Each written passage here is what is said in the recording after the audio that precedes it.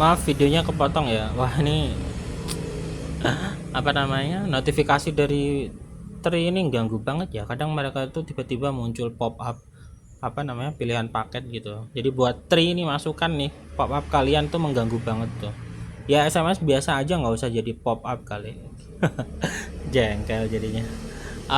Cerita berawal ketika kapal induk luar angkasa baru milik Federasi Bumi White Base mendarat di salah satu koloni luar angkasa bernama Site 7, di mana terdapat markas rahasia Federasi dalam pengembangan jata baru mereka. Namun kapal perang tersebut telah diikuti oleh beberapa mobile suit pengintai Zion, namanya Zaku ya, dan itu nanti berwarna hijau, yang sedang memiliki proyek rahasia Federasi di koloni tersebut. Salah satu anggota pengintai tersebut melanggar perintah dan menyerang koloni, sehingga banyak penduduk koloni tewas dan beberapa diantaranya mengungsi ke White Base.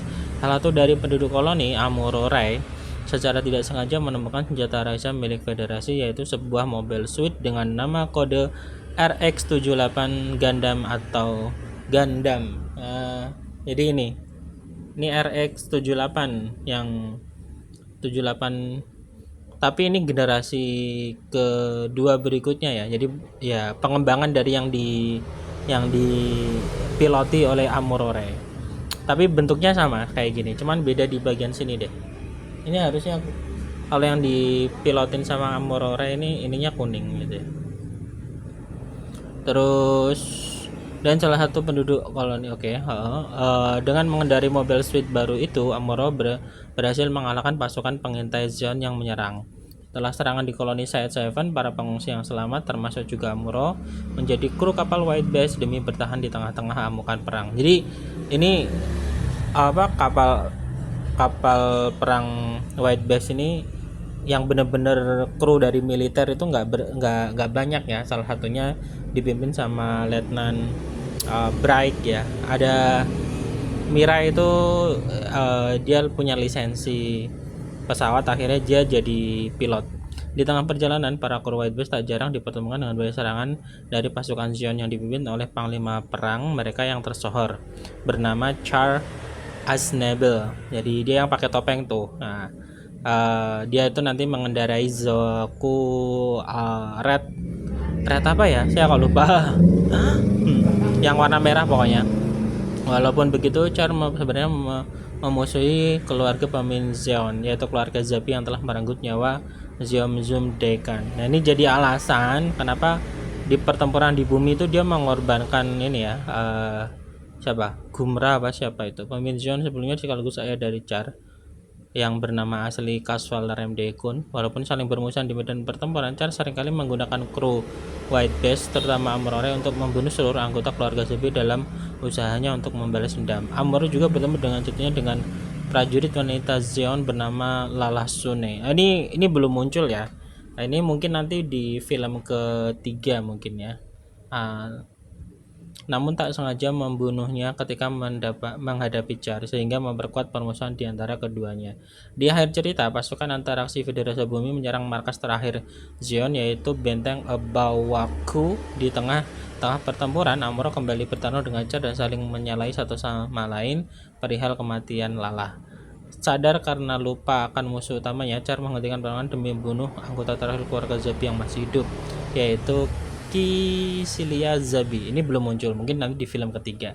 Setelah pasukan Zeon berhasil dikalahkan, Amuro dipertemukan kembali dengan sahabat-sahabatnya, seluruh kru White Base yang berhasil selamat. Nah, gitu teman-teman, rangkuman ceritanya dari film 1, 2, 3 Mobile Suit Gundam ya. Dan untuk reviewnya,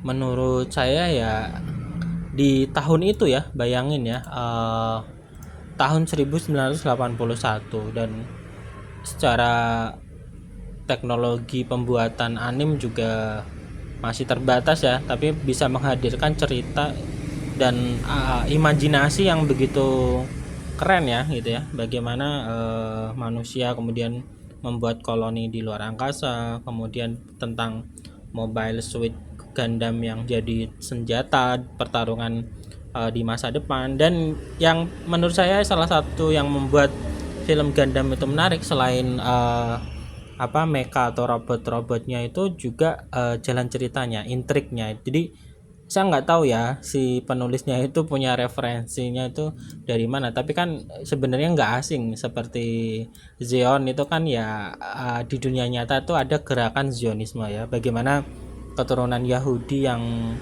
menyebar pasca peristiwa Holocaust itu kemudian melakukan gerakan pulang kembali ke tanah yang dijanjikan katanya, di yang sekarang jadi Israel itu Yerusalem ya. Mereka kan mengatakan Yerusalem itu harusnya jadi eh, hak mereka gitu itu.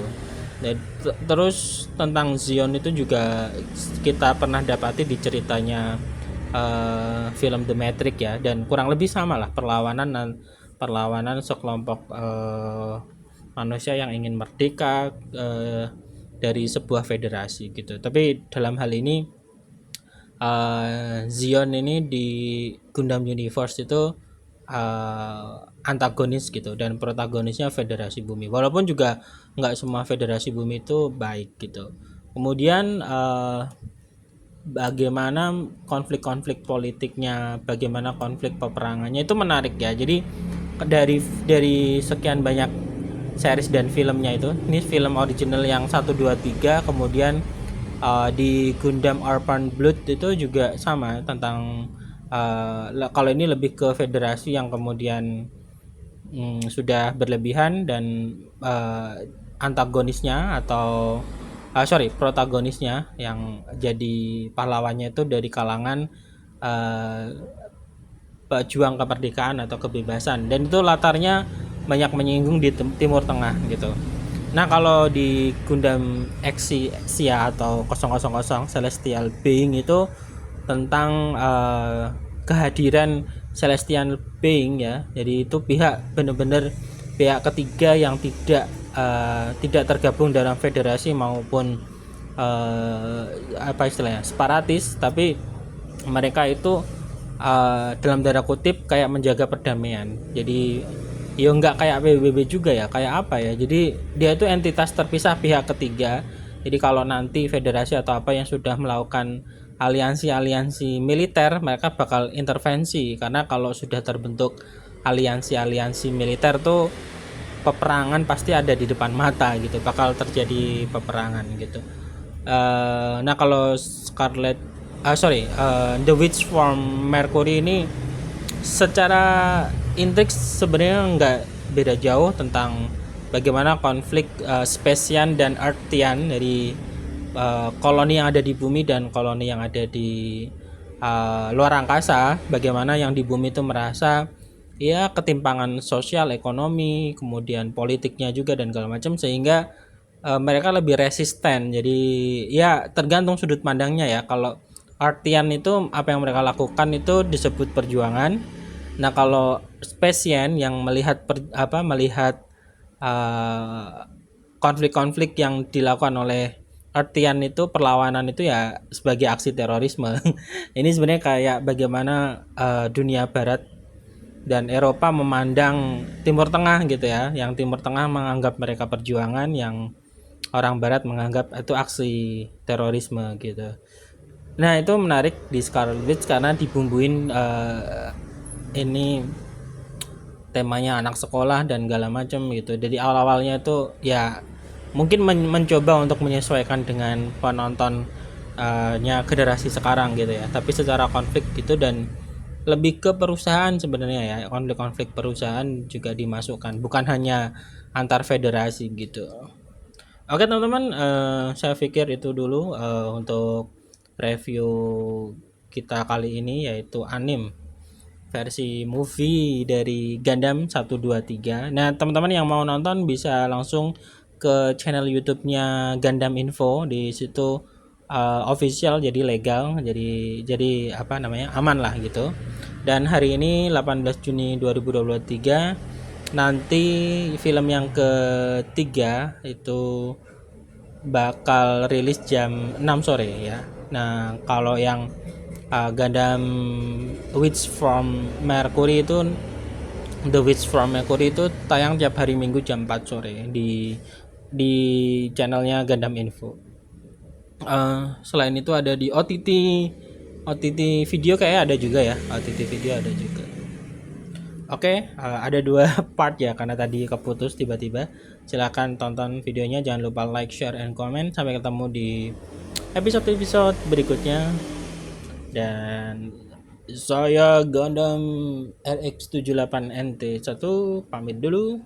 Sampai jumpa.